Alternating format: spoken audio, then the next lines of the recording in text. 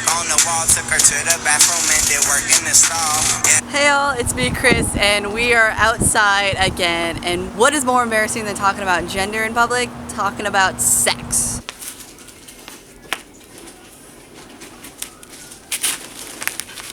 So I wanted to talk about sex, and I wanted to have a video where I started it, but it wasn't more of a discussion. It was more of a Q&A, because I wanted to get comfortable talking about sex in front of the camera. I wanted to get you comfortable with hearing about me talking about sex. So I went on Google and I found EliteDaily.com's 12 questions that lesbians get asked about sex. And I figured that was a good starting point for just me starting to talk about sex with you guys. So I got my notebook. I got the article of which I'm going to put on when I ask the question. So let's get to it. First things first. First things first, there's going to be a common theme throughout this video that you're going to hear a lot about from me. And it's two things. First thing is that this is my own experience. My experiences is going to be different from yours, 100%. You might find some similarities, but you also will find some differences. That's okay. Take what you want from this, leave what you don't want from this, and here you go. But these are my experiences. I do not talk for anybody. I don't talk for a group. This is just me. Coming from me, this is Chris. Second thing is, sex is nice, down and dirty, having fun, let's go. But a key point is communication. Communication between you and the person you're having sex. Before, during, after. Make sure that it's all consensual, and then also talk about like what you like, what they don't like, what you don't like. Communication is definitely key. So keep that in mind, and you'll hear that a lot from me with every question that I do answer. Communication, keep that in mind. What even counts as sex in the lesbian community? In my eyes, lesbian sex is whatever you want it to be. Whatever you think is that point where you are having sex. So there's a line, okay? Here's you on this side, here's the other point. If you cross that line and you think it's sex, that's what it is.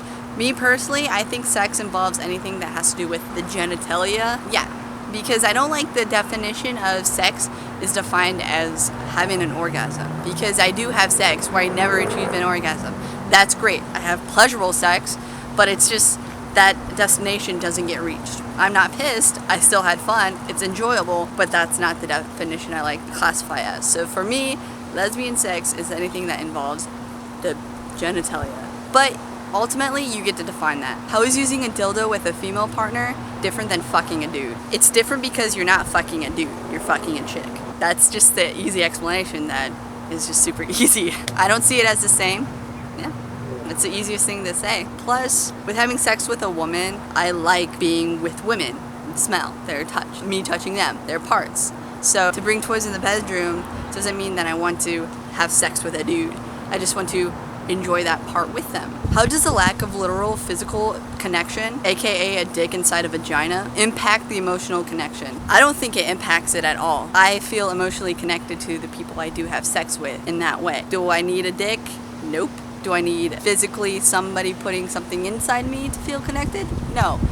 And personally, emotional connection doesn't have to specifically deal with having sex or fucking. You could have emotional connection from holding hands, hugging, kissing, other aspects like that.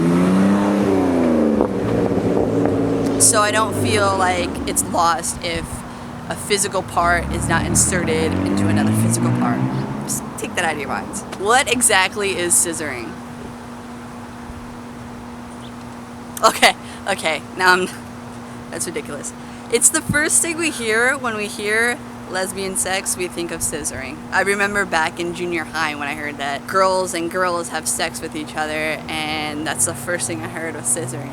And South Park did a really funny impression of that, and it's just how it imagines. Personally, it's not my favorite. I like more of the humping style with touching genitals, but again, it's personal preference. I know some people who love it, some people who don't, and if you don't know how to do it, it's okay. Just be honest with the person you're sleeping with. It's okay. It's not like you have to be the scissor expert to be a lesbian. They'll let you keep your lesbian card. Are there gender roles? Does one partner conform to more of a stereotypical female role while the other one is a male role? Or is it just dependent on the relationship?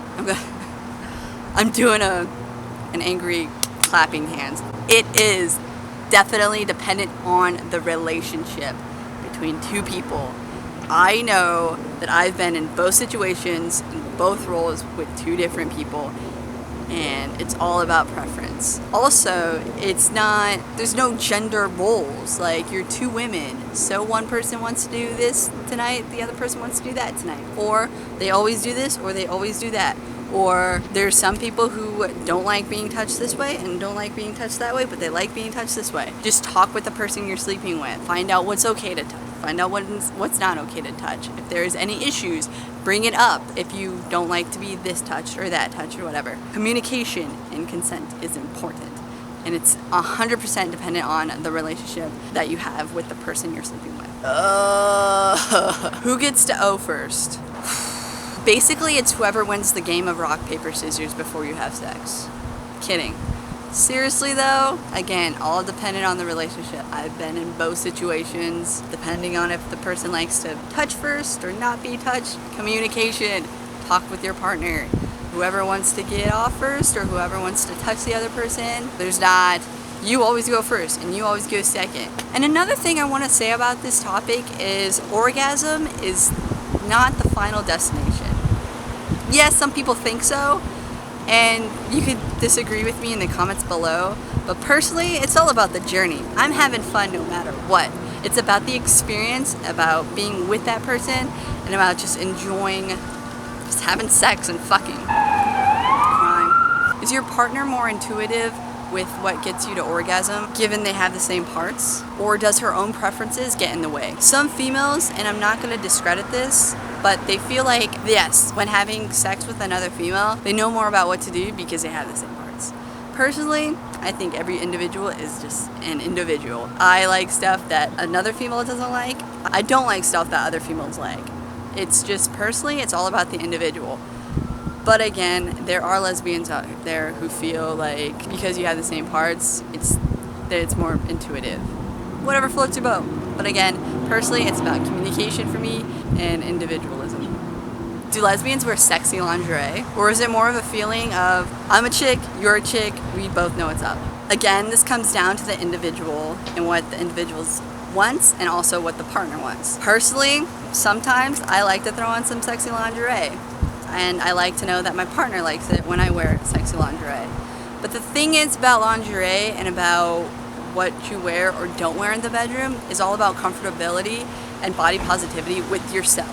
Feel comfortable. If you want to wear lingerie, wear it. If you don't want to wear lingerie, don't wear it. It's whatever you feel more comfortable and confident and sassy to bring it to the bedroom. You gotta know what makes you swagger. How does one of you chill, the other the fuck out? Do the two of you cry non-stop? This is another question of generalizing about all females being super emotional. Some are, some aren't.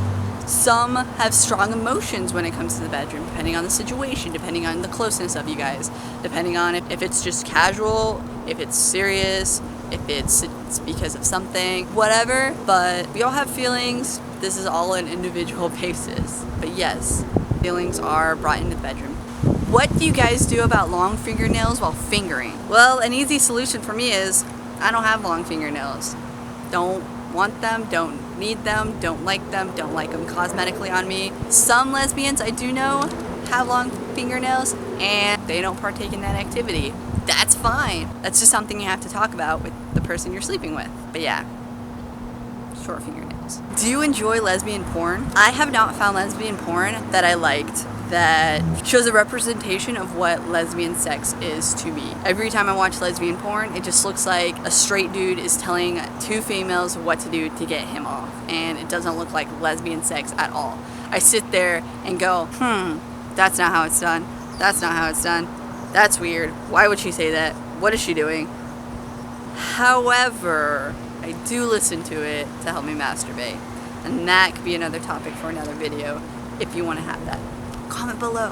What is your #1 decision maker when you're trying to figure out if a girl is gay or not? There's a list that you could make sure that a girl is 100% gay. Does she own snapbacks? Does she wear flannel? Does she talk about softball a lot? Did she play basketball in college? Does she hate men? Does she have a cat? These are all signs that are proof a lesbian's gay. As you could tell, I'm joking. I do not know how to tell if a girl's gay. There's no telltale way to tell if a girl's gay. Some people think that they have gaydar, and some people actually do. This guy does not have gaydar at all. I do not have any sort of gaydar whatsoever. This is how I slip into a conversation and tell her I'm gay, and I hope she's interested too. Hello, my name is Chris. What's yours? My name is Blah Blah, and it's nice meeting you at a coffee shop, or the bar, or the library, or the grocery store, or wherever lesbians hang out, which is everywhere. How are you today? Well, I'm pretty swell. How are you? I borrowed a book from my ex-girlfriend, and so I just returned it. So my day's going pretty good. Easy as that. That's how I let it slip. I let it slip that I have had an ex-girlfriend, aka letting her know that I'm into girls. If she's not into girls, that's great. She is, at least she knows that I'm into it, and then it's an open invitation to let me know if she's into it too. I hope you enjoyed that video. I like talking about the topic of sex, and I hope you like hearing about it from me. This is just a video to get me more comfortable with talking about it to a camera, and then also letting you guys know how I talk about it.